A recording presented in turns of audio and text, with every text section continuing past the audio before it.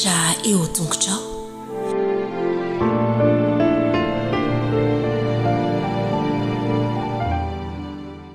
Misaoran Jehovah ary fanaiko sy izay rehetra atao anatiko ary ny anarany masina. Misaoran Jehovah ary fanaiko ary aza misy adononao ny fitahian-drehetra. Ho fanomboantsika izao fotoana izao dia andeha ataontsika ny laharan-kira 7:300 misaotra anao izahay iray. Laharan-kira 7:300 misaotra anao izahay iray.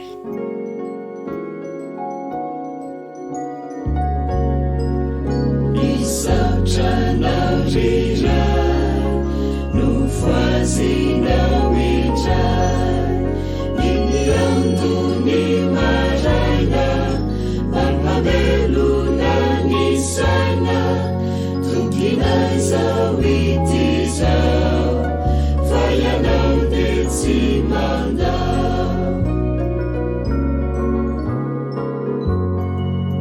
Ny hira tikatao miankalazanao,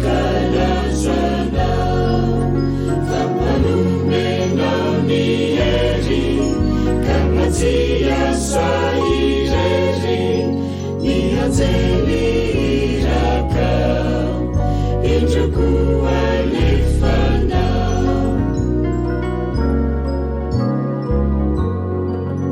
Tantano tompo ny zanakao any, mitory famonjena amandeha tsy hivena, fa manao ny asanao izahay mpanomponao.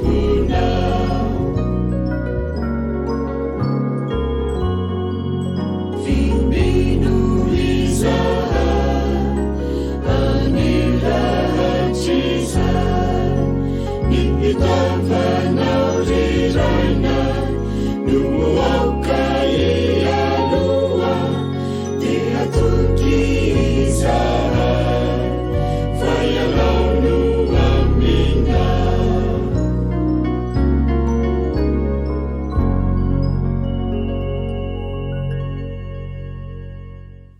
Iaraha ivavaka ary isika.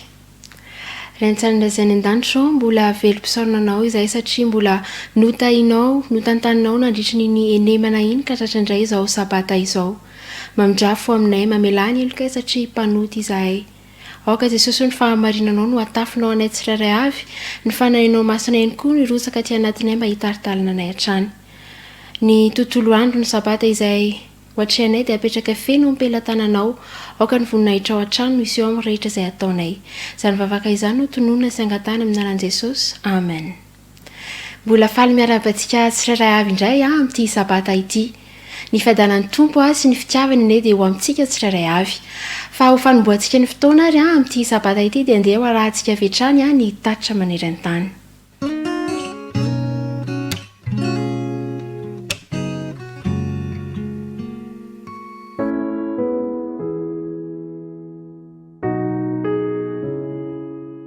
Firenena 20 betsaka izany kanefa ny tanàna ny Tokyo fotsiny dia manana mponina betsaka lavitra noho ny fitambaran'ny mponina amin'ireo firenena 20 ireo. Nandeha ny fotoana ny tompo ity tanàna ity, nivelatra hatrany amin'ireo tanàna majinika manodidina azy, ary ankehitriny dia lasa tanàn-dehibe goavana dia goavana tokoa.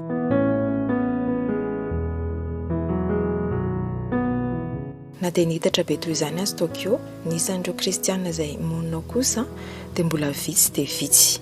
Raha isan-jato ny mponina japoney monja mantsy no kristianina, ary na dia anisan'ireo tanàn-dehibe goavana eran-tany azy Tokyo dia mbola misy ny hafa kotrany. Misy tanàn-dehibe 7 hafa izay ahitana mponina mihoatra ny 10 tapitrisa. 100 taona lasa izay dia nanory ny fiangonana adventista amin'ny tandriny andro 7 ilay Noeta mba hiasa ho an'ireo tanàn-dehibe maneran-tany. Raha mba hitantsika toy izay ahitana Andriamanitra azy mantsy ny zavatra ilain'ireo tanàn-dehibe ireo izy, ny asa amin'ireny tanàn-dehibe ireny dia ilaina indrindra amin'izao androntsika izao. Nampaherin'ny membre izy nilaza hoe mila miasa amin'ireny tanàn-dehibe ireny isika satria fohy ny fotoana, kanefa tamin'ny taona 700 dia 12 fotsiny ny tanàn-dehibe nanana mponina mihoatra ny 2 tapitrisa. Amin'izao fotoana izao izany izy izany dia efa tafakatra 900 eny. Maro amin'ireo tanàna ireo no tsy ahitana fa tsy fiangonana adventista iray na roa, ary misy aza ireo tsy mbola ahitana mihitsy na iray aza. Ahoana no ataontsika?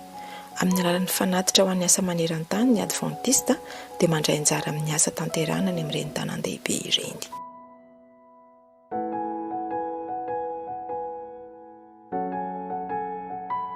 Mety efa nisy fotoana angamba teo amin'ny fiainanao mba nanofisanao hoe ho lasa misionera ianao, kanefa dia tsy tanteraka izany no ny antony samihafa. Raha toy izany ny zava-misy na koa mba manana fo mitempo andro olona izay tsy mbola mahafantatra an'i Jesosy ianao, dia izao: ataovy zava-dehibe izay ilaina indrindra ny mivavaka ho azy ireny isan'andro, satria ny vavaka ao dia mety hamono varavarana sy ny fonony antsasaka ity tanitsika ity. Anisan'ny namaly ny antso amin'ny fitondranam-bavaka amin'ny fo tokoa i Sharon. Misy karatra novokarina mantsy antsoina hoe mivavao andreo tanan-dehibe, izay natao toy ny karatra fampiasan'ny metro, koa dia ampiasain'ny Sharon ho toy ny taridalana izany hitondra ny ambavaka tanàna iray isan'andro.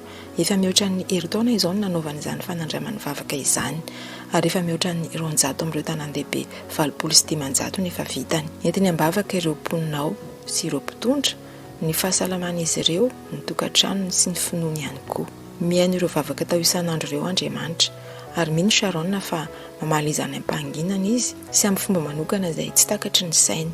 Ny sekoly adventista dia mivavaka ho an'ireo tanan-dehibe ireo ihany koa. Any amin'ny sekoly kristianina Hillside any Wisconsin dia vavaka ho an'ireo tanan-dehibe any Amerika Avaratra no anombohan'ireo mpianatra ny fotoana. Ny iray mivavaka ho an'ireo tsy manan-kialovana ao amin'izany tanan-dehibe izany, ny iray hafa kosa mivavaka ho an'ireo fianakaviana. Mizara tarika izy ireo mitondra mbavaka ary mariany ao amin'ny karatra ny antom-bavaka vita. Fiangonana, sekoly sy olon-dehibe, ankizy, mpianatra maro no mitondra mbavaka ireo tanan-dehibe, ary mino isika fa rehefa tambatry ny fanahy ka miara-mivavaka ho an'ireo tanan-dehibe ireo dia azo antoka fa miaraka amintsika Andriamanitra ary mandre ny vavaka izay ataontsika. Rehefa mivavaka ho an'ireo tanan-dehibe tsirairay ianao dia angatao Andriamanitra mba ahita manokana ireo mpamakila ny mission globale izay miasa any sy ho an'ny asa misionera izay tanterahan'izy ireo. Ny karatra misy ireo tanàna hoentina mivavaka ireo dia afaka jerenao amin'ny tranokala Mission to the Cities, azonao alainao anao na ho an'ny sekolinao na ho an'ireo vondrom-bavaka misy ianao na ny fiangonanao. Manasa anareo manerina izao tontolo izao izahay hanampy ireo misionera ka hitondra mbavaka arak'izay fomba mety aminao.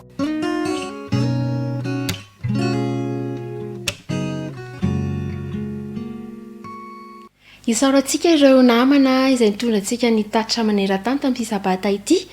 Fa andeha kosa hoenotsika miseseto ireo lesona isaky ny sokajy izay manomboka ao amin'ny zaza minono hatramin'ny zatovo.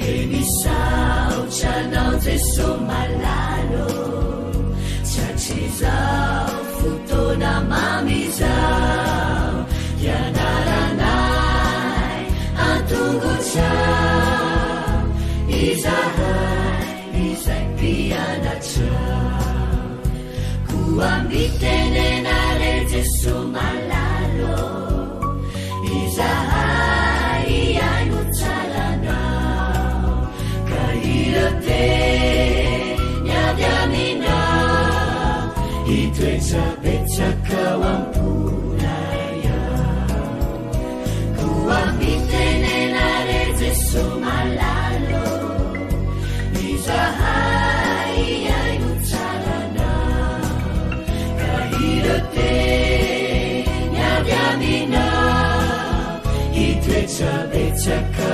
wampunaya irote nyadiamina itwecabecaka wampunaya.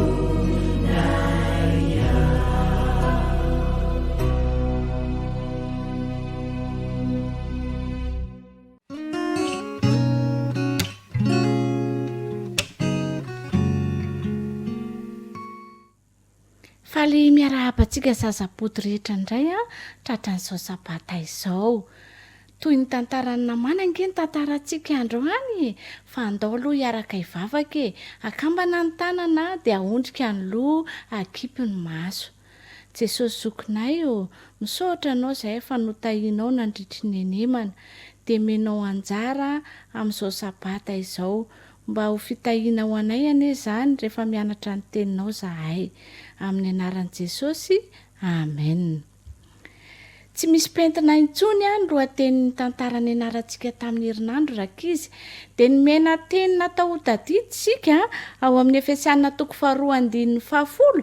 Mino fa mahay tsara daholo andao hiaraka mirina ary sika rehetra miara-manisa telo indray, isa 2, 3 fa asa ny sika voaforona mba hanao asa tsara. Bravo! Petraka tsara ary zao fa iain'ny toy ny tantara sika.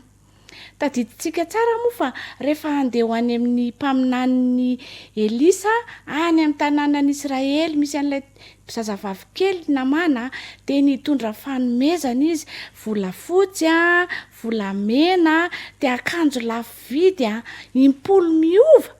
Zay no entiny mba atao fanomezana ho an'izay manasitrana azy. Dia lasa nandeha izy rakizy nitebiteby, natahotra be izy teny an-dalana. Ho sitrana ve zahay sa tsy ho sitrana ve zahay natahotra be izy teny an-dalana. Rehefa tonga tany izy rakizy dia tonga tao amin'ny mpaminany Elisa izy. Rehefa avy niseho tany amin'ny mpanjakan'i Israely izy dia nasainy nakany amin'ny mpaminany Elisa, dia tonga tany tokoa izy. Dia ny manana mpanompo ny mpaminany Elisa, Gehazi no anarany. I Gehazi no namoa varavarana nandray an'ny kapiteny Namana. Dia lasa indray rehefa avy fampiarahaba izy, lasa niditra nakany an-trano indray Gehazi niteny tamin'ny mpaminany Elisa hoe tonga ao kapiteny Namana, boka izy. Dia hoy izy Elisa taminy hoe andana azy avy misitrika ao anatin'ny ranon'ny Jordana izy. Lasa nandeha Gehazi dia niteny taminy, mandehana hono ianao misitrika ao amin'ny ranon'ny Jordana impito dia ho sitrana amin'ny abokanao ianao. Tezitra be rakizy kapiteny Namana. Tsy mba nivoaka nijery anakory izy na niara-banavy ozy izy fa asainy misitrika any amin'ny ranon'ny Jordana ako. Tezitra be Namana. Dia lasa nakeo amin'ny namana izy, andao sika hody zany nataony. Dia fa manino sika ny hody ry kapiteny, asainy misitrika ao anatin'ny ranon'ny Jordana maloto be io za. Dia hoy ny namany hoe karaha zavatra hafa sarotra no za ve ny nasain'ny mpaminany nataonao dia tsy ho nataonao. Marina zany. Andao ary sika ho any amin'ny ranon'ny Jordana. Dia lasa nitaingina nakalesa avokoa izy rehetra nakany amin'ny ranon'ny Jordana. Dia nesoriny Elisa ny mpaminany nasoriny kapiteny ny akanjony dia ny kapany dia lasa izy nakao anaty rano. Dia nisitrika tao anaty rano izy ray zay jereny mbola misy. Nisitrika indray izy fandroany jereny mbola misy.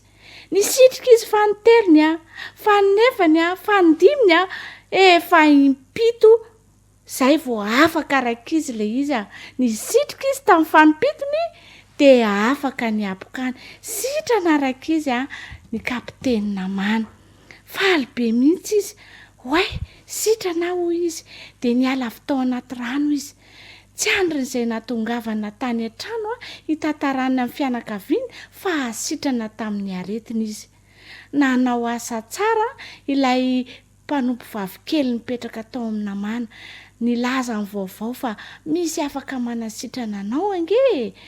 Dia i mpaminany Elisa koa nanao asa soa ohatran'ilay tovovavy kely nanampy an'ny Namana mba ho sitrana amin'ny abokany. Nasaina nisitrika tao amin'ny ranon'ny Jordana.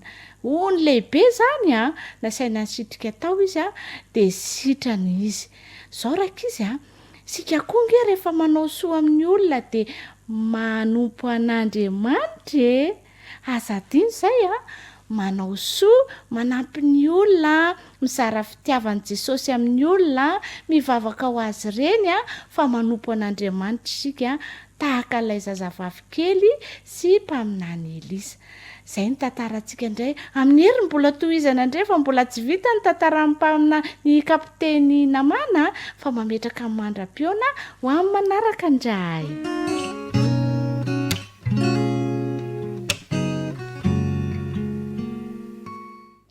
Mbola faly miarabany ankizy rehetra ny tenako tratry ty sabata mahafinaritra ity. Ho sabata feno fitahiana ho anao tokoa ny arakizy zao sabata izao. Andeha hiaraka ho averintsika eto ny lohahevitra fa 7 izay manao hoe fanasitranana teny an-dalana. Ahoana tsara hoe fanasitranana teny an-dalana. Mino aho fa samy mahay ny an-dala teny fitadidy tsara daholo isika, izay hita ao amin'ny Korintianina voalohany 5:20. Andeha rahantsika mamerina fa mahefabe mandrakariva amin'ny asan'ny tompo. Fa mahefabe mandrakariva amin'ny asan'ny tompo. Korintianina voalohany 5:20. Mbola tantaran'iza reny tantarantsika tantaran'ireo apôstôly izay indrindra rehefa niakatra nakany an-danitra rakizy Jesosy rehefa avy nitsangana tamin'ny maty dia nampanantena an'ireto mpianatra reto fa hanome fahefana azy ireo ahafahan'izy ireo manao zava-mahagaga, anisan'izany ny fanasitranana. Ka dia tanteraka tamin'ireto mpianatra ireto tokoa izany, ka indray andro dia nanasitrana lehilahy malemy i Petera sy Jaona. Rehefa nahita an'izay ny olona dia indro fa ny famaofao ny vahoaka nitondra ireo namany akeo amin'ny mpianatra mba hositraniny ireo rehetra izay marary. Ka dia tao ireo izay na dia nandalova ny aliko Petera sy Jaona fotsiny arany dia sitrany. Dia fahagagana lehibe tokoa izany nasehony Jesosy ho vitan'ireto mpianatra izany.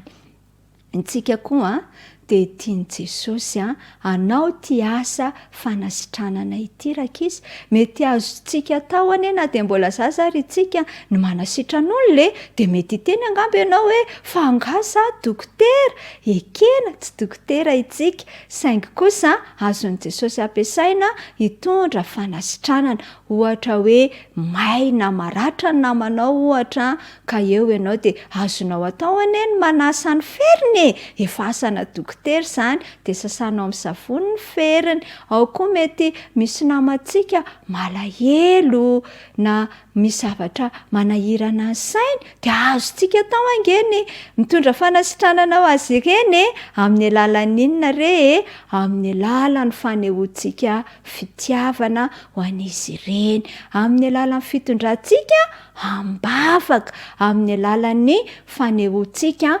famelan-keloka sy fahalemem-panahy. Izany rehetra izany rakizy dia anisan'ny fanafody lehibe izay tiany Jesosy ho ampiasaintsika hitondra fanasitranana ho an'ireo rehetra izay mifanerasera amintsika, na dada sy neny io, na namana any am-pianarana io, na dada toy sy neny toy, niza dia afaka mandray fanasitranana avy ety amintsika. Ka tsarovy ary fa raha miaraka amin'ny Jesosy itsika dia afaka milatsaka ao anatin'ity atao hoe sehatry ny fanasitranana ity na dia zaza aza. Ka ny fandrian'i Jesosy sy ny fandriako anao dia izao ho zaza izay hitondra fanasitranana tokoa ny antsika satria manompo an'i Jesosy amin'ny fontsika manontolo. Ka ho vitantsika izany no ny fananantsika ny fanahy masina. Dia izay indray ary ny androany mahereza daholo dia ho zaza mpitondra fanasitranana izao sy anao. Dia veloma ary mirary sabata mahafinaritra. Baibai daholo.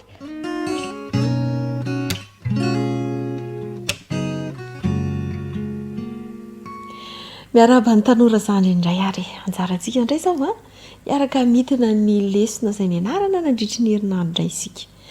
Lohateny izay nomenantsika tao anatin'ny lesona fahafito iny dia hoe mitadiava dia hita. Andeha aritsika iaraka merina antsianjery. Mangata dia omena ianareo, mitadiava dia ahita ianareo, dondony dia hovoaina ianareo. Matitiko fahafito 5. Tsotra ilay izy mino fa nahay daholo isika rehetra. Eny ary tantaran'iza nangalantsika lesona indray tao anatin'iny herinandro iny. Jakoba sy Esau no niresantsika, sa tsy izany? Izay indrindra. I Rebeka sy Isaka rehefa nananjanaka dia tsy fantany hoe kambana ilay izy dia nanontany an'Andriamanitra dia indro fa firenena roa izy Andriamanitra ny ao akibinao dia efa voalazan'Andriamanitra sahady ny makasika nyreto mpirahalahy ireto hoe ny zokiny hanompo ny zandriny sy ny hoe mahery kokoa zany ilay zandriny. Ary rehefa teraka izy mirahalahy dia samy hafa tokoa ary nanjary tiany ray ny anankiray ary tiany reny ny anankiray. Esau ny zoky ary Jakoba kosa no ilay zandry. Arakaraka ny toetra nisehony zareo teo am-piterahana no nanomezana ny anarany. Esau dia natao hoe voloina zany izy dia natao hoe Esau. I Jakoba kosa dia niazona ny faladian'ny zokiny dia natao hoe Jakoba. Ary ilay mpiazona zany no dikan'izay. Ny toetran'izy ireo dia samy hafa. Jakoba ny toetra anday mikarakara sakafo manampy aneny dia nanjary tiany Rebeka reniny. Esau kosa dia nanjary tiany aza sy natanjaka mitondra aza mody dia nanjary tiany Isaka. Fantatry Jakoba tsara ny toe-javatra izy efa fantatry Jakoba sahady ny teny fikasana izay efa nomen'Andriamanitra dia rehefa lehibe izy taty aoriana dia latsaka tao anatin'ny hoe fanerena fanampianan'Andriamanitra indray ho fanatanterahana ny teny fikasana dia lanjary tamin'ny fetsifetsena no eritreretany hatanterahana izany teny fikasana izany. Nandany ny androny manontolo izy mba hanompoana ny tenany, nandany fotoana lava izy hanompoana ny tenany anika nanjary nandeha tany amin'ny toeran-davitra izy na dia efa nanana vady aman-janaka ary izy dia manimanina ny ody. Nanjary nisy fifandirana teo amin'izy mirahalahy noho izay fomba ny Jakoba izay namitapitaka izay mba azahoany ilay fizokiana izay azahoana fitahiana. Dia indro ary fa rehefa hiverina iaona amin'ilay zokiny izy dia nanjary nandany alina manontolo hitadiavana an'Andriamanitra hivavaka satria natahotra loatra izy noho ny amin'ny zavatra izay mety ho ataon'ny Esau aminy. Rehefa nivavaka izy dia nisy olona niady taminy, nifampitolona taminy ary niveriny fa fahavalo izany. Rehefa divaraina dia indro fantany fa ny masina, ilay masina indrindra Jehova no nifampitolona taminy, nofikiriny izany ary nataony hoe tsy avelako ianao raha tsy mitahy ahy. Nangataka izy tamin'izay dia nomen'Andriamanitra ary izay ny tiana mpitahina tamintsika.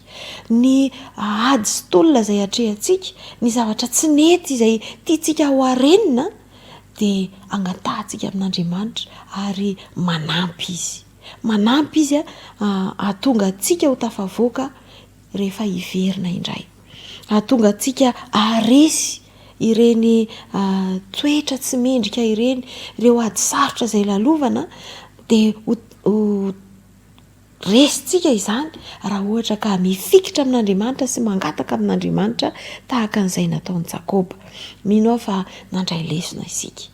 Anaraka tsara ny fitsipika izay omen'Andriamanitra mba tsy hitondra loza sy fahasahiranana eo amin'ny fiainantsika ary hifikitra amin'Andriamanitra rehefa misy zavatsarotra na amin'ny fiainana manontolo na tsy sarotra azy dia angataka amin'ny mandrakariva satria izay mangataka no omena, izay mitady no ahita ary izay mandondona no vohana. Teny fikasana efa omen'Andriamanitra antsika izany dia mahazotoa mangataka sy mitady. Angatao ny fitahiany fa omeny anao izany. Aza dino ary fa mitahantsika Andriamanitra rehefa mikatsaka fatratra ny hanana fifandraisana aminy isika. Izay ny amin'ny loha hevitra iny dia mirary soa ny tanora zandriny ary.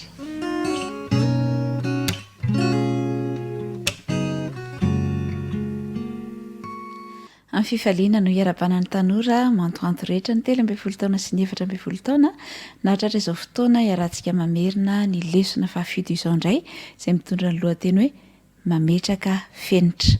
Mametraka fenitra. Ny tsenjery dia ao amin'ny Genesis 2:2 ary noho izany ny lehilahy dia andao ny rainy sy ny reniny ka hikambana amin'ny vadiny dia ho nofy iray ihany ireo. Araka ny hitantsika nandritry ny herinandro dia miresaka momba ny firaisana ranofo ny lesontsika nandritry nyny herinandro iny. Ahoana tokoa moa ny fihevitry ny tanora ny momba n'izany hoe firaisana ranofo zany. Ny ankabiazany rehetra dia mieritreritra fa toy ny kilalao zany ary azo ataony rehetra, ary mieritreritra ihany koa fa lany andro ny fijanonana ao madio rehefa miditra amin'ny tokantrano. Tao anaty lesontsika dia nisy tantarana tovovavy anankiray izay atao hoe Sara. Niaraka tamin'ny taony izy ary rehefa fitsingerenan'ny volana izay niarahan'izy ireo dia nanome fanomezana izy dia tsy inona izany fa boky anankiray izay misy andala-tononkalo momba ny fitiavana. Rehefa taty aoriana nefa dia nisaraka izy ireo niaraka tamina olon-kafa indray i Sara dia himarika zany dia nitoloran'izay boky izay ihany. Ny fandimidimy teny ny olona rehetrarehetra nitolorana izany boky izany avokoa, ary tamin'ny fotoana izay natapa-kevitra azy hanambady dia niona tamin'ny diraiky izy ary mbola nitolorana izany boky izany ihany koa diraiky. Faly diraiky tamin'izay fotoana izay, kanefa i Sara dia nalahelo izy satria efa maro ny olona nitolorany izany fanomezana izany ka tsy nisy vidiny tamin'ntsony izany zavatra izany. Toy izany ihany koa ny amin'ny firaisana ranofo mialohan'ny fanambadiana. Misy vokany ratsy ny fanaovana izany mialohan'ny fanambadiana. Mety hoe tapaka ny fifandraisanao amin'Andriamanitra, lasa tsy mifampahatoky, mety misy ihany koa lasa tandomindozany feo amin'ny fieritreretana, mety ho tonga ihany koa ny vohoka tsy iriana ary mety hazo aretina ianao, mety ihany koa lasa zaza sary zany ny zaza izay ateraka ao, na mety lasa amin'ny fiheverana hoe andeha hanala zaza izay fahantsoana anatrehan'Andriamanitra. Ary ny zava-doza indrindra dia izao hoe ny fahatsapanao meloka dia manaraka anao eny mandrakariva amin'ny androm-piainanao. Tsarovy ry tanora fa tsy faneho-pitiavana ny firaisana ranofo mialoha na ivelan'ny fanambadiana. Ny hatsaran-tarety ivelany dia zavatra tsara tokoa, kanefa Andriamanitra dia manome fenitra tokony arahanao dia ny hanomezanao tombam-bidiny tenanao izay sarobidy amin'Andriamanitra. Raha mitoetra ho madio ianao dia ho voazonao ho madio ihany koa ny lazanao any aoriana any. Ahoana nefa ny hahafahanao manatanteraka izany? Mifandraisa amin'Andriamanitra, mianara ny tenin'ny mandrakariva, ary aoka ianao hatanjaka ny finoanao, hatanjaka ny ara-panahinao. Fa rehefa izay dia hainao ny mitondra ny tenanao araka ny tokony ho izy. Hoy ny voalazan'ny lesona hoe tsy afaka ity marina ny olona iray isika raha tsy efa tsara fifandraisana amin'Andriamanitra. Atao izay tsara ny fifandraisanao amin'Andriamanitra. Rehefa mifidy namana ianao ry tanora dia izao, izay tian'Andriamanitra iarahana, izay tian'Andriamanitra mihoatra noho ny fitiavany zavatra rehetra. Izay olona izay tadiavina fa afaka hitondra ianao ifampitatana aminao ho any amin'ny fiainana mandrakizay. Dia mirary soanao mba hametraka fenitra tsara eo amin'ny fiainanao. Veloma tompoko.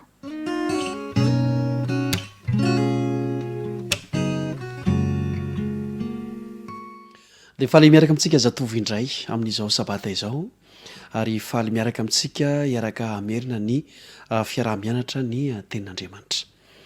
Iza moa Jesosy? Izay no loha hevitra izay ninarantsika nandritra ny herinandro, ary amin'ity maraina ity no anaovantsika fanandramana ho fampiarana izany loha hevitra izany. Iza moa Jesosy? Iza tokoa moa Jesosy? Zao no lazain'ny andininy fototra ao amin'ny jaona toko 9 dia ny andininy 12. Jaona toko 9 dia ny 12 mivaky toy izao amin'ny anaran'i Jesosy. Ary Jesosy niteny tamin'ny olona indray ka nanao hoe, izao no fahazavan'izao tontolo izao, izay manaraka tsy mba handeha amin'ny maizina fa andeha amin'ny fahazavana. Ity teny izay no tenen'i Jesosy ity, izy mihitsy no miteny hoe izy ny fahazavan'izao tontolo izao. Jesosy zany raha mipetraka nyfantanina iza moa Jesosy? Jesosy zany ilay fahazavana, ary izay manaraka azy dia anana n'ilay fahazavanaina. Zay ilay andininy, anana ny fahazavanaina. Io fahazavanaina io ilay tian'Andriamanitra ananako sy anananao. Ny fahazavan'izao tontolo izao zany dia Jesosy. Izao tontolo izao nefa maizina. Ny entina anazavana an'izao tontolo izao dia Jesosy. ary koa satria jesosy tsy eo intsony fa ho avy indray dia isika indray no tiany jesosy ametrahana n'ilay fahazavana dia ianao ilay hitondra n'ilay hoe fahazavana aina dia zao lay izy raha toa ka hoe andraisantsika fanampahan-kevitra sy fampiarana na dia hita aza fa maizina izao tontolo izao ny olona mihitsy ny maizina ny sainy hoytsika hoe maizi-tsaina zany ohatra ny tsy misy zavatra mamiratra mihitsy fa dia ratsy ihany mandritra ny andro zany le hoe fiainana maizina ohatra ny tsy mba misy zavatra tsara mihitsy dia isika indraindray tratran'izay ihany koa ohatra ny tsy mba misy zavatra mamiratra mihitsy fa ohatra maizina tsy ohatra ny tsy misy zavatra tsara mihitsy vita ny tokony ataontsika dia ny mivavaka anisan'ny antim-bavaka tokony ataontsika manaraka indray zany zao dia hoe andriamanitra mba omeo ahy ilay fahazavanaina satria ianao ilay fahazavana zao tontolo izao tokony atao antom-bavaka zany ry tanora malala tokony ataontsika antom-bavaka ka zao ary aoka isika ho resy lahatra fa ianao dia zanaky ny mazava tokony anana fahazavan-tsaina aza manaiky mihitsy hoe anana saina maizimaizina zany ilay andriamanitrantsika mba naporifola fa izy no fahazavan'izao tontolo izao dia ity rehefa mamaky ny genesisy isika dia lazain'ny baiboly fa tsy misy endrika sady foana ity tany ity kanefa ny teny andriamanitra hoe misy mazava dia nisy izany ny zavatra nataon'andriamanitra voalohany indrindra teto amin'ity tany tya dia ny fahazavana ary eto dia misy ilay fahazavana ara-panahy izay tian'andriamanitra iainako sy iainanao na dia maizina aza ny sain'ny olona na dia memaizina ara ny tany zany hoe meratsy feno faratsiana aoka tsy ho tafiditra ao anatin'izany ianao aza mieritreritra mihitsy hoe ka ny olona rehetra mihitsy nefa zaniko efa ratsy dia ohatra ny tsy afaka ny tena fa dia ohatra ny manaraka ny fanaon'izao tontolo izao koa kanefa ny baiboly mihitsy no miteny hoe aza manaraka ny fanaon'izao tontolo izao zao tontolo izao mantsy dia maizina ny zavatra rehetra izay ataony maizimaizina avokoa faoka ianao azava ka na fisainanao aza dia irin'andriamanitra mba nina fisainana mazava ianao ilay hoe fisainana mazava dia zao hoe aza mieritreritra zavatra negatifa hoy isika na hoe zavatra ratsy mandrakariva fa manana fahazarana misaina zavatra tsara fa ny zanaky ny mazava ilay manana n'ilay andriamanitra ny fahazavana dia misaina ary miresaka zavatra tsara mandrakariva izy mety eritreritra ianao hoe zao sisy inona moa fa ny fiainana mihitsy nefa meratsy efa memaizina tadio fa na dia zany aza zavatra misy ankehitriny dia misy zavatra tsara nataon'andriamanitra taminao dia sokafo tsara ny masonao mba ho mazava dia ho hitanao fa nanao zavatra tsara ho anao andriamanitra na dia meratsy aza ny fiainana ary mbola afaka nome zavatra tsara ho anao andriamanitra zany hoe mazava fa tsy hoe maizina amin'ny ho avy fa tsy sitrapon'andriamanitra nijanonantsika amin'izany hoe fiainana maizimaizina izany iza moa jesosy ilay fahazavan'izao tontolo izao raha mipetraka indray fanontaniana moa iza moa zany ianao indray kosa dia ianao indray kosa ilay nomena ny fahazavanaina ataovy antom-bavaka izany ka na ny sainao na ny fonao dia mba hisy fahazavana ihany koa mivoaka avy amin'izany fisaina sy fo zany ary na ny zavatra ataonao rehetra aza dia tsy misy maizimaizina fa mazava avokoa satria andriamanitra ny fahazavana ilay andriamanitsika amin'ny akapobeany ary dia toy izay indray raha afitinina ny loha hevitra izay ny arahantsika ny anatra ry zatovy namako ary anomezana fotoanantsika ho amin'ny manaraka indray mandra-piresaka ary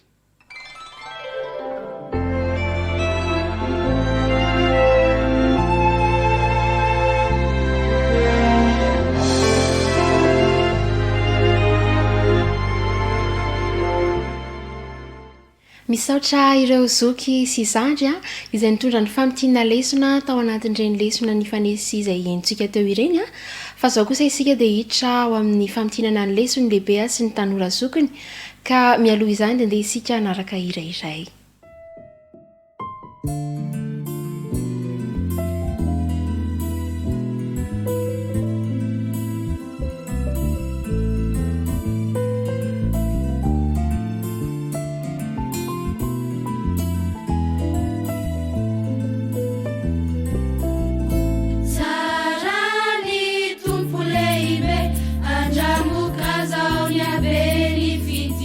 Maria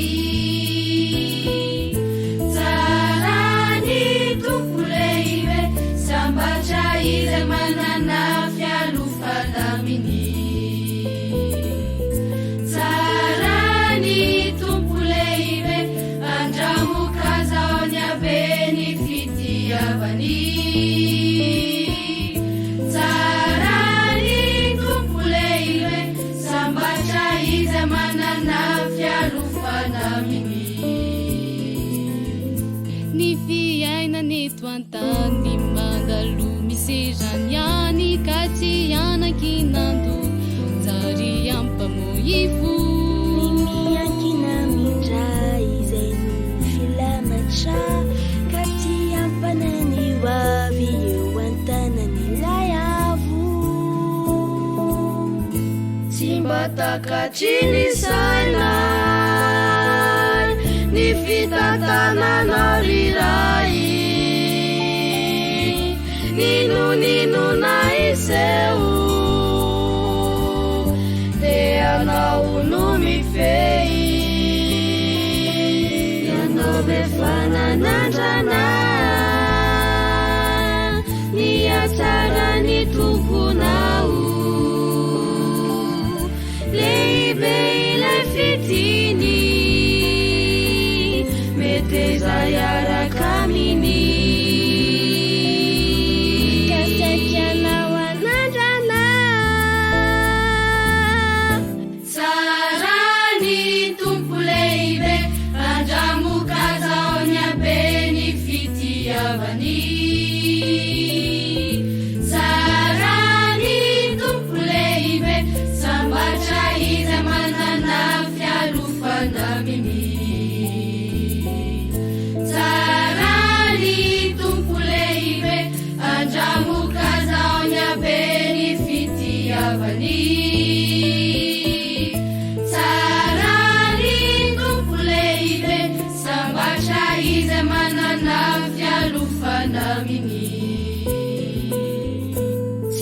takatriny saina ny fitantanana riray ninona iseo de anao no mifey ianao befananandrana niatsara ny tomponao lehibe ilay fitiny meteza iaraka aminy kasaikianao anandrana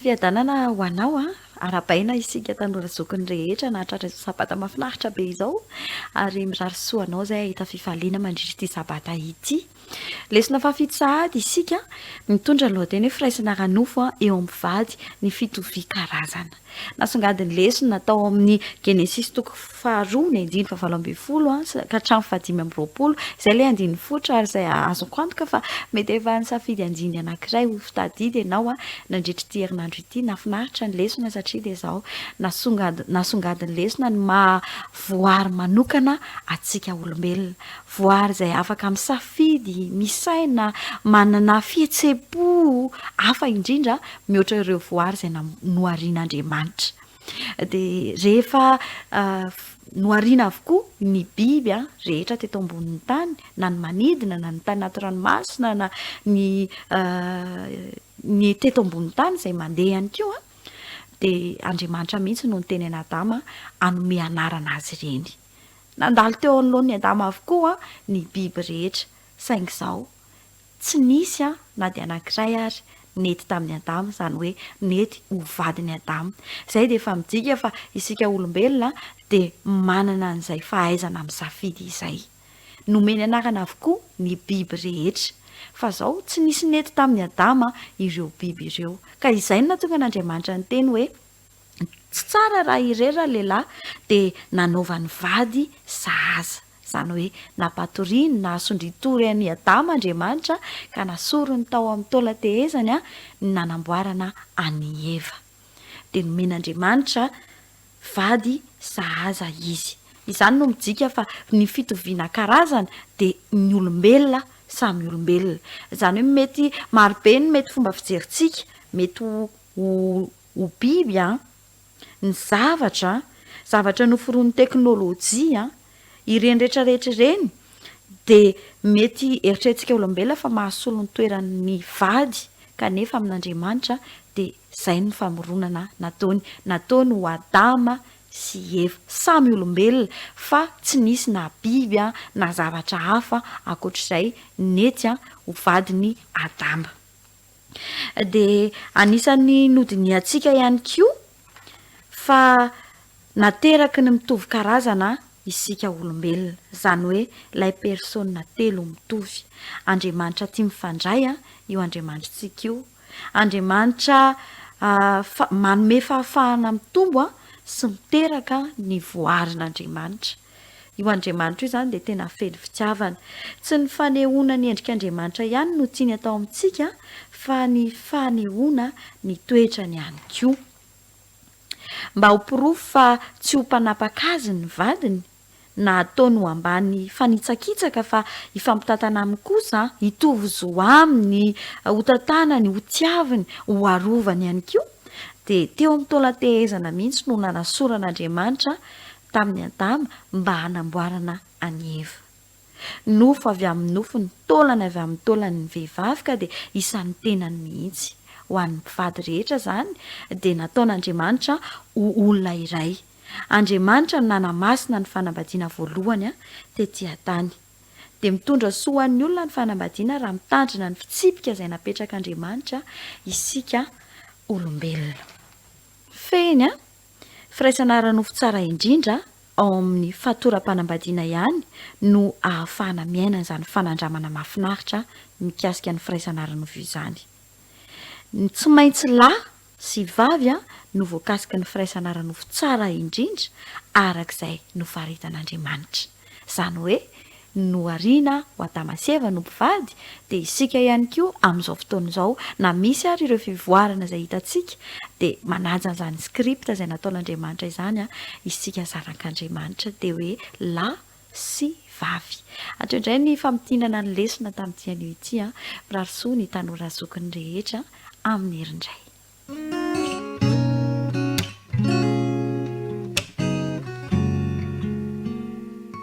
Fitonina sy fifandraisana ary fanasitranana, zay no loha hevitra zay niarahantsika nijery teto tamin'ny herinandro iny, zay nanarahantsika ny tantarany Josefa sy ny fanandramany ny famelan-keloka zay niainany. Tena tombontsoa lehibe ho an'i Josefa io fanandramana io, ary anatsoatsika lesona ihany koa amin'ity famidinana ny herinandro fahafito ity. Koa raisina ho fifaliana ny miaraba sy maray tanana anao ary manasanao hiaraka hivavaka. Tompo Andriamanitra io misaotra sy mideranao zay satria tsara ianao ary manao ny tsara eo amin'ny fiainanay. Ankehitriny zay dia te anovo lesona indray avy amin'ny alalan'ny fiainan'ny Josefa. Aoka ho fenonao fahendrena avy any ambony zahay ary hosokafanao ny vavadin-tsainay ahafantaranay izay tianao ambara sy tianao ataonay. De mamelany elokay ary mitenena favonina hianatra izay. Aminaran'i Jesosy, amen. Tao amin'ny Genesis 5:7 ny andininy 5 no andininy zay nataontsika tsy anjery nandritra ny herinandro iny, manao hoe ary ankehitriny aza malahelo natezitra amin'ny tenanareo no nivarotanareo ao aty, fa hamonjy aina no nampandehanan'Andriamanitra ahy hialohanareo aty. Iray amin'ireo fijery miabo zay tena mahate hidera sy mahate akatahaka indrindra, voatantara amin'ny soratra masina ao ny fanandraman'ity Josefa ity. Satria raha reo karazana loza niatra taminy izay nininana tao dia tena tokony nanana fangidina mihitsy i Josefa, ary tokony ho lehilahy feno otropo sy te amalifaty raha ny zavatra ny anjady teo amin'ny fiainany. Raha mijery ny Genesis 5:7 sy ny manaraka nefa isika dia mifanohitra tanteraka amin'izany ny fanapa-kevitra zay noraisin'ity Josefa ity, zay fanapa-kevitra mifanindran-dalina indrindra amin'ny toetran'i Jesosy, lay ohatra velona sy mety alaintahaka ho antsika. Ary ankehitriny aza malahelo natezitra amin'ny tenanareo. Tao anatin'ireo rahalahiny Josefa zay fantatsika tsara ny tantara fa nivarotra azy ho andevo, ary talohan'izay nandatsaka azy tao andavaka fantsakana, talohan'izay saika hamono faty mihitsy, kanefa tsy hita hoe inona ny fahadisoana zay nataon'i Josefa tamin'izy ireo, dia tafahoana tamin'ireto rahalahiny reto indray Josefa 20 taona taty aoriana. efa nivadika tanteraka ny toejavatra teo satria efa governorany tany Egypta izy tamin'izay fotoana izay nanana fahefana ary afaka mihitsy a tsy nila fialan-tsinina fanamarina tena akory amaly faty an'reto rahalany na nisy ratsy azy ireto kanefa hitantsika teo amin'ny fiainan'i Josefa ny herin'ny famelan-keloka azo natao tsara mihitsy ny tahiry fahatezerana no ny nataony reto rahalany reto kanefa dia tsy zany a no nataony misy fitoviana manaitra eo amin'ny Josefa sy Jesosy Kristy namadika ny Jesosy ireo olona akaiky azy indrindra samy voaheloka tsy andrariny a izy ireo samy niaritra ny vokatra zany teo amin'ny fiainany ihany koa kanefa dia samy namela heloka ary samy nasandratr'Andriamanitra rehefa avy eo rehefa nofantsihana teo amin'ny azo fijaliana tamin'ny tanany sy ny tongony Jesosy ka nikoriana teo amin'ny ratsam-batany ny rany de zao no vavaka nataony amin'ny Luka 7:20 ny andininy fa 4:30 Luka 7:20 ny andininy fa 4:30 araikeo mamela ny elony fa tsy fantany zay ataony lesona lehibe ho antsika izany leson'ny famelan-keloka rehefa niona tamin'ireo rahalany koa Josefa 20 taona taorinan'ny sarahany taminy de mahagaga fa efa vonina ny amelany eloko izy ireo izy na de tsy mbola nangataka akory aza izy ireo azo antoka fa tsy hoe fihetsempo na fahataitairana vokatra ny fiaonana tamin'izy ireo no nanery an'i Josefa hamela ny elony fa inona fa fotoana efa talohany zao na de tsy voafaritra mazava amin'ny soratra masina aza de efa namela ny eloko izy ireo i Josefa ary hitantsika teo amin'ny fanandramana zay niaonany tamin'izy ireo a ny farisen-dahatra tao anatiny ny amin'izany famelan-keloka izany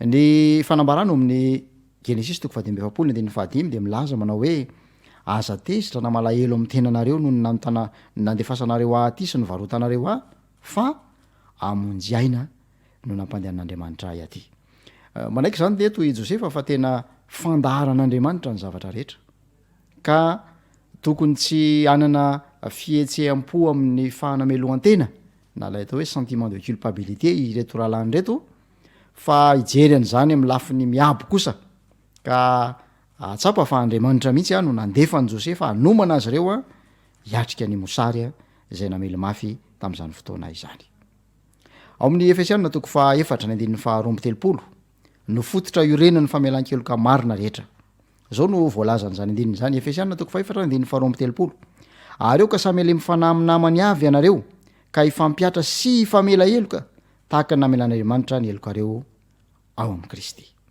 mamela ny heloko ny hafa isika satria efa namela ny helokontsika Kristy araikeo mamela ny helony fa tsy fantany izay ataony teo amin'ireo rahalany Josefa rehefa nijery ny tareny izy ireo izy nijery ny toetrany sy ny fombafombany ary nisy fotoana aza dia somary nanao fihetsika ny ninana tao mihitsy Josefa ny angarany teo amin'ny fanolorana sakafo i Benjamina mba hahafahany mamantatra na mbola ao amin'izy ireo ihany le toetsaina be fialonana zay nananany na tsy hitany Josefa fa niova izy ireo tsy zany akory no nanesika azy amela ny elony fa efa namela ny eloko izy ireo ny alohan'izany izy misy karazany roa ny fanamelohana de ny fahamelohana ara-pitondratena sy ny fahamelohan'ny eritreritra mahatsapa fahamelohana ara-pitondratena isika rehefa nanota tamin'Andriamanitra zany hoe nandika ny didin'Andriamanitra ka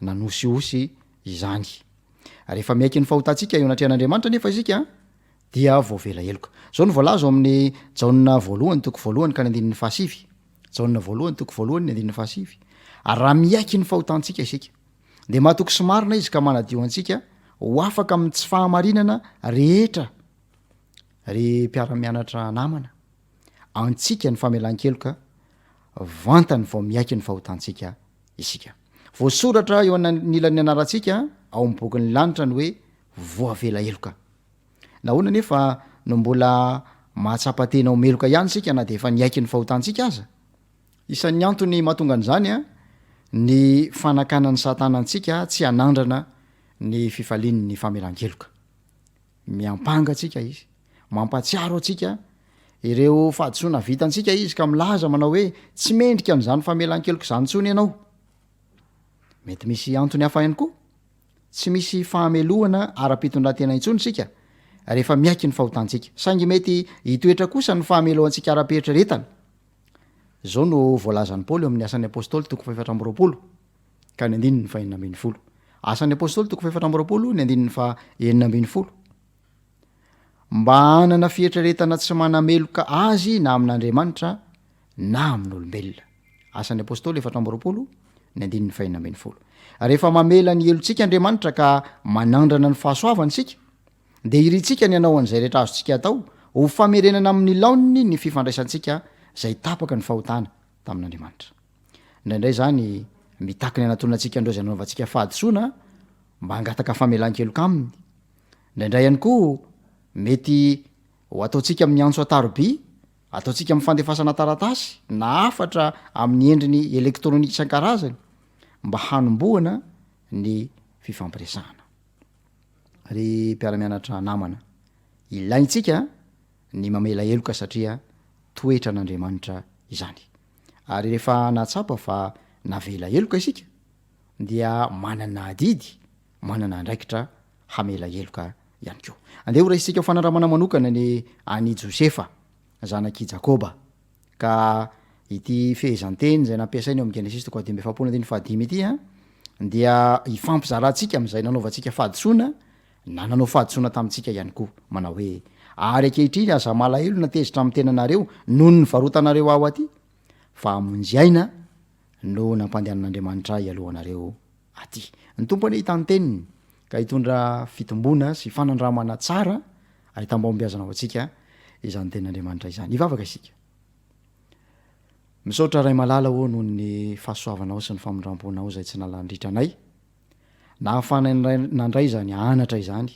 ho an'ny tenanay manokana ary ho ampiarinay eo amin'ny fifandraisanay amin'ny hafa angamba mety nisy taminay nanao fahadisoana tamin'ny namana tamin'ny havana tamin'ny fianakaviana tamin'ny zanaka tamin'ny piray tampo tompo ampio zay mba hanao zany fanandramany miaiky eloka izany ka hitan'ny fifalininy vaovela eloka angamba misy aminay ihany koa ny nanaovana ny tsirariny mahatsapany zany akehitriny manana ngidym-po mihitsy tompo aoka ho ao aminay ny toetsainy josefa ka ampahitany fahitananao zay tompony naraikitra amin'ny zavatra rehetra sy manao zay mahasoanay ane ianao ka iteny zay manao hoe ny nahatongavako am'izao toerana izao dia nampandehanan'andriamanitra ho am'izany aho hamonjaina aoka ho izany toetsaina zany no ifampahirezanay sy ifampizarana ifanantenana am'izao andro farany izao ary dia ataonay nivavaka amin'ny anaran' jesosy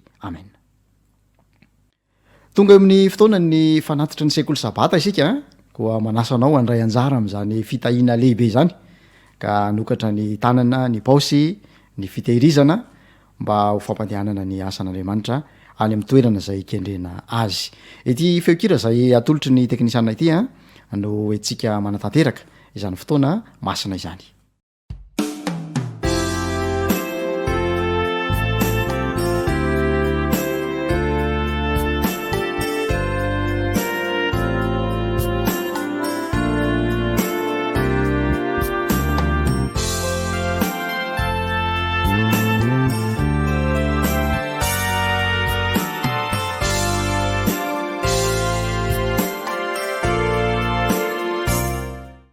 andeha hivavaka ho an'ny fanatitra isika misaotra tompo noho ny tombontso rehetra zay nomenao anay ny fitahina zay narotsaka ao ka nahafanay nanombrona tam'izany mba ho atolotra ho fampandrosoana ny fanjakanao ety an-tany tahakana ny an-danitra aoka hita fifaliana am'izany fandraisana anjara zany zahay ary ho tahinao zay natolotra ay mba hahavita ny kendrenao azy ataonay nivavaka amin'ny anaran' jesosy amen ny mpiara-miasa rehetra zay nandray anjara tato amin'ny fanatotsana ny fandaran'androany a dia mampita ny firarintsoa mampita ny kopakopa-tanana ho antsika tsararay avy a mana tena mbola eo nafinaritra amin'ny fotoana manaraka samotain'andriamanitra e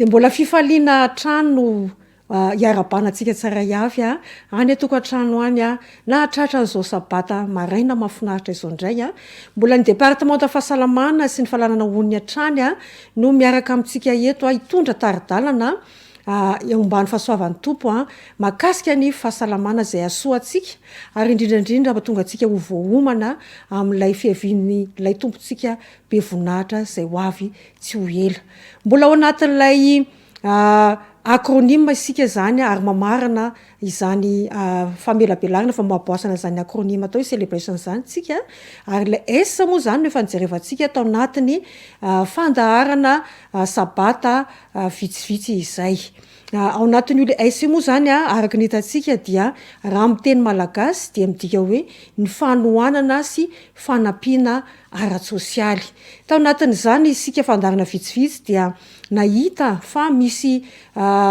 foto-kevitra efatra lehibe izay manana toerana eo amin'ny fiainantsika andavanandro antanterahana izany atao hoe fanohanana sy fanampiana ara-tsosialy izany ka ahafahantsika anana ny fahasalamana araka ny tokony izy hitantsika tany aloha fa manana toerany eo amin'izany fanohanana ara-tsosialy sy fifanampiana izany ny tokantrano hitantsika atao anatin'izany nisy fanadihadiana izay natao anatiny atao hoe toerana faharoa anatin'izany toerana loha efatra lehibe zany ny sekoly izay nahitana fanadihadiana ihany koa atao anatin'izany dia nisy tsokevitra izay nivoaka fa manana toerana eo amin'ny ananany tanora eo amin'ny fiarahamonina fahasalamana tsara ny fanohanana ara-tsosialy izay raha tanterana araky ny tokony ho izy ny asa atao fampianarana ny fiarahamonina ao anatin'ny tokantrano milamina sy mirindra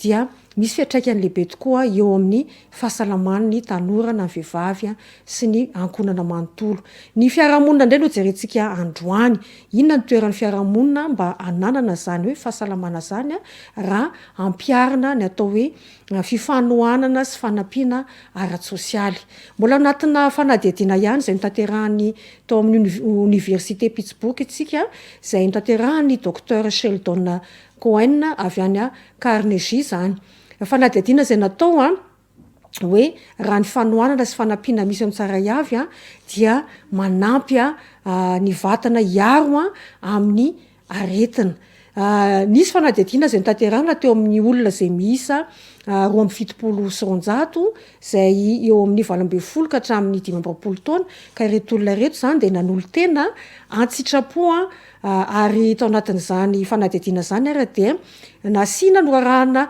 goty kely izay misy virus ny gripa tao anatiny oron'izy ireo ty gripa ty virus ty moa zany dia mitondra anarana hoe rhinovirus izay mitondra ilay matetika izay mpahazo atsika ilay atao hoe sery rehefa tao anatin'izany zany dia notombanana avy eo ny vokatra izany fanadihadiana zany ka ny fifandraisana ara-tsosialy misy 12 no nanaovana ny fanadihadiana zany hoe tamin'reto fifandraisana 12 reto zany nanaovana fanadihadiana ohatra tamin'ny hoe ahoana ny fiarahana amin'ny vady ahoana ny fifandraisana tamin'ny ray aman-dreny ny rafozana ny zanaka ny havana akaiky ny mpifanolo-bodirindrina akaiky ny namana mpiara-miasa teo ihany koa zany nanaovana fanadihadiana tamin'ny fifandraisan'reto olona reto ara-tsosialy tamin'ny mpiara-mianatra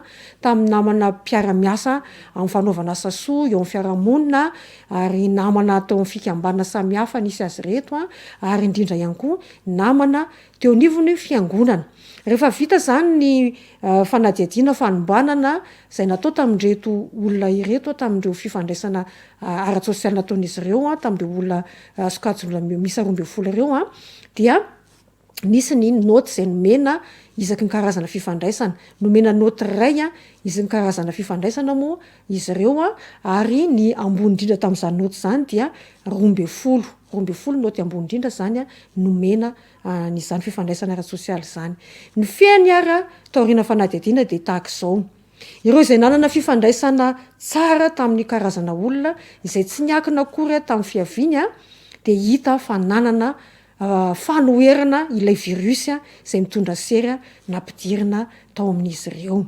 Hitantsika amin'izany arana fa rehefa manana fifandraisana tsara isika amin'ny olona rehetra tsy miakina na amin'ny toerana ara-tsosialy na fiaviana zany na finoana fa rehefa manana fifandraisana ara-tsosialy fifanampiana isika dia misy fiatraikany tsara eo amin'ny toe-pahasalamantsika izany ka dia eto-mpamaranana ara zany dia mampirisika atsika mandraka riva araky ny teny izay noresahana tany amin'ny fandarana voalohany mahakasika izao fifanoanana sy fanampiana ara-tsosialy izao fa iray isika ao amin'ny Kristy na miforonina ho iray isika ka tokony hifanoana sy hifanampy eo amin'ny fiainantsika rehetrrehetra mbanana antsika fahasalamana ka ny tompony sy ny fanamasa hoe taridalina antsika nampy atsika anatanteraka izany fiainana mahafinaritra izany mbanana antsika fahasalamana ka ny voninahitra ao n'Andriamanitra irery dia mametraka ny veloma sy mandrapony antsika tsara avy indray ho amin'ny fandaharana manaraka indray. Amen.